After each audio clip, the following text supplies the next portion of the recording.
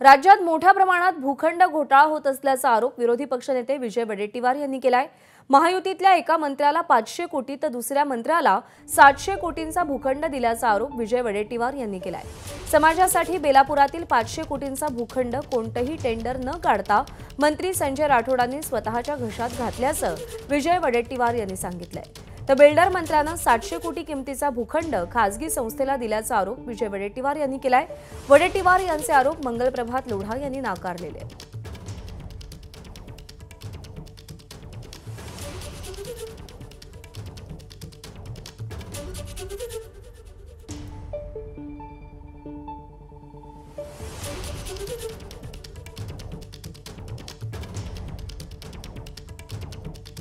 सातशे कोटीचा भूखंड एका मंत्र्याला, 500 कोटीचा भूखंड दुसऱ्या मंत्र्याला, सगळे नियम धाब्यावर बसवून या भूखंडाची विल्हेवाट हे सरकार लावत आहे आणि यासाठी हे दोनही भूखंड सरकारने परत घ्यावेत आणि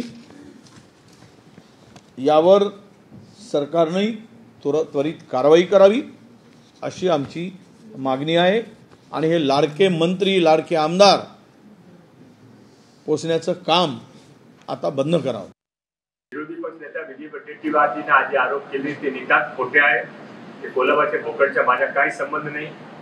त्यामध्ये माझे नाम घेणं अतिशय चुकीचे आहे।